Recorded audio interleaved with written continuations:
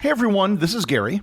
I'm off this week visiting the beautiful Commonwealth of Puerto Rico, where hopefully I will not be stranded due to a hurricane. I've hand-selected some of my favorite episodes for you to enjoy this week, which, statistically speaking, I know most of you haven't listened to yet. I will be back again next week fully rested with fresh new episodes for you to enjoy. The Sahara Desert is by far the largest desert in the world. It evokes images of sand dunes, camels, and just being really dry. However, it didn't always used to be that way.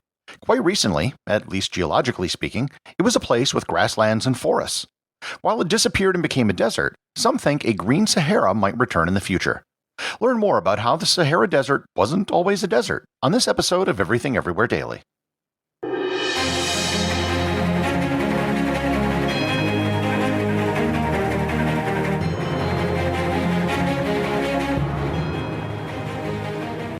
This episode is sponsored by DraftKings. It's September, and that means the NFL is here. And DraftKings Sportsbook, an official sports betting partner of the NFL, is giving you a can't-miss offer for Week 1. This week, new customers can get $200 in bonus bets instantly when you bet just $5 on any NFL game. Also, all customers can take advantage of 2 new offers every single game day this September. Check the app to see what you can get. Download now and use code EVERYTHING to sign up. New customers can take home $200 in bonus bets instantly for just betting $5. That's code EVERYTHING only on DraftKings Sportsbook, an official sports betting partner of the NFL. The crown is yours. Gambling problem? Call 1-800-GAMBLER or visit 1-800-GAMBLER.net. In New York, call 877-8-HOPE-NY or text HOPE-NY to 467-369. In Connecticut, help is available for problem gambling. Call 877-789-7777 or visit ccpg.org. Please play responsibly. On behalf of Boot Hill Casino and Resort, Kansas, 21 plus age varies by jurisdiction. Void in Ontario. See dkng.co/football for eligibility terms and responsible gaming resources. Bonus bets expire 7 days after issuance. Eligibility and deposit restrictions apply. This episode is sponsored by Noom. Noom is shaking up the world of weight management. You know how a lot of weight programs out there focus on what you eat? Well, Noom is using science to help you understand why you eat, and that makes a huge difference. Noom helps you understand the science behind your eating choices and why you have those cravings. And the best part is that you decide how Noom fits into your life, not the other way around. Noom takes a psychology-based approach that helps you build better habits and behaviors that are easier to maintain. So, if you're one of those people who feels like food controls them, then you're going to love Noom's psychology-based approach to weight management. Noom's personalized courses are easy to follow and will help you grow your confidence with tools that you can put into practice on the very first day. They'll give you the knowledge and wisdom that you need to make informed choices about what you eat. Based on a sample of over 4,000 users, 98% say Noom helped change their habits and behaviors for good. Sign up for your trial today at Noom.com. That's Noom.com to sign up for your trial today.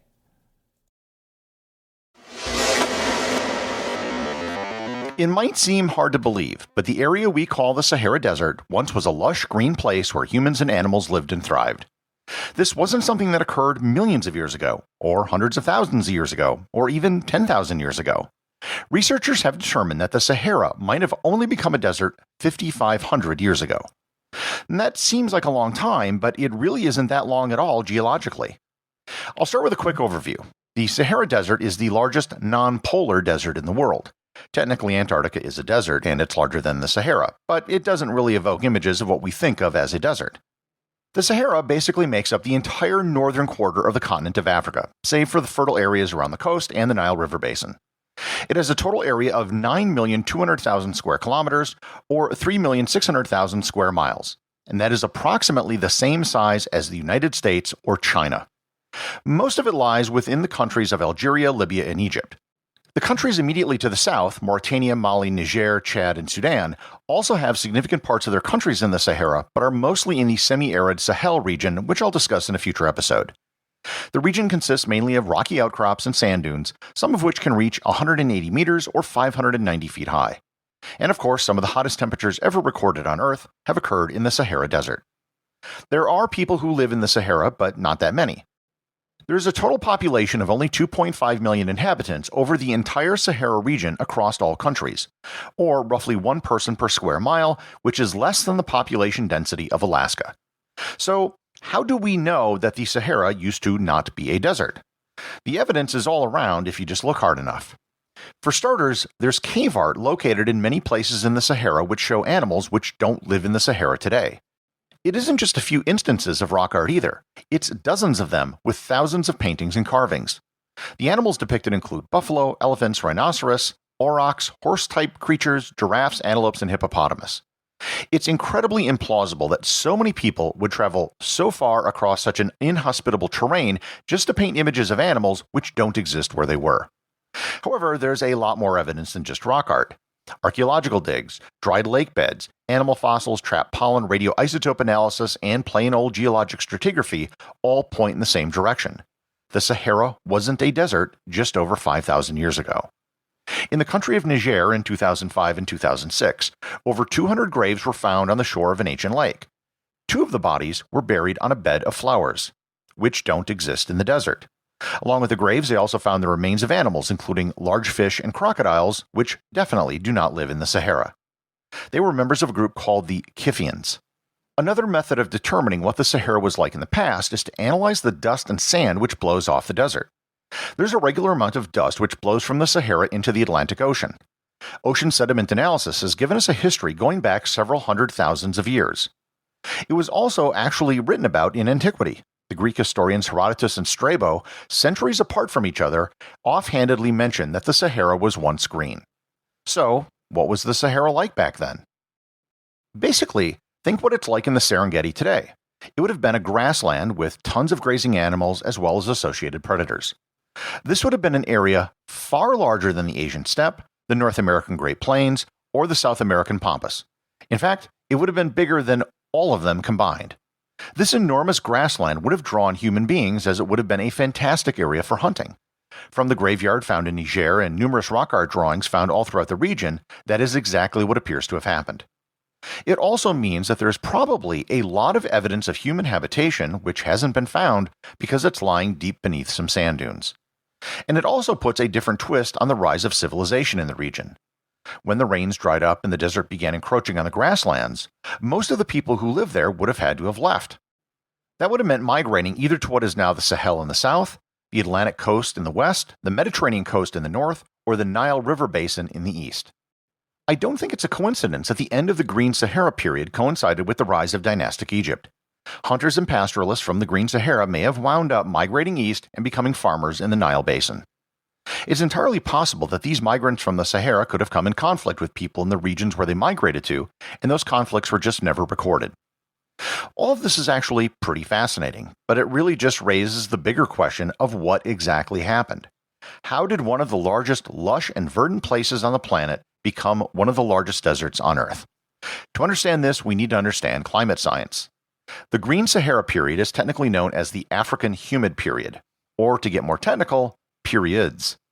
One of the things they've discovered from ocean floor sediment is that the Sahara actually goes in cycles of about 20,000 years. It seems to go from the desert to green and back to desert again over and over. The reason for this appears to have to do with Milankovitch cycles. I previously did an entire episode on Milankovitch cycles, and for a quick refresher, they are the long-term climatic cycles that the Earth goes through based on the precession cycles of the Earth around the Sun, as well as the change of the tilt of the Earth. In this case, it's primarily the change in the tilt of the axis of the Earth that matters. 8,000 years ago, the axis of the Earth was tilted at about 24.1 degrees, and today it's 23.5 degrees. That doesn't sound like much, but it actually had a huge impact. Also, the direction of the tilt has changed. Today, the Earth is closer to the Sun during the Northern Hemisphere winter and the Southern Hemisphere summer.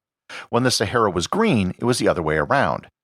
That meant during the African Humid Period, there was more solar radiation during the summer. You might think that more radiation in the summer would increase desertification, but in the case of the Sahara, it meant more evaporation and an increase in monsoon rains. In other words, when more solar radiation falls on the northern hemisphere in the summer, it can change wind and rain patterns such that it brings rains to the area that we call the Sahara. So, okay, the Earth goes through these cycles which can change weather patterns. But why did everything change so fast? The reason why this most recent change may have occurred so rapidly could have had to do with humans. If the humans who lived there were pastoralists and they had animals like goats or sheep, they may have accelerated the removal of grass through overgrazing. As I mentioned before, 5,500 years ago is not that long ago in terms of geology. For the creation of a desert, however, it's quite fast. But this is well within the time period where early civilization and cities existed. The creation of the Sahara Desert resulted in radical changes which affected civilizations in West Africa, the Horn of Africa, Egypt, and the Mediterranean.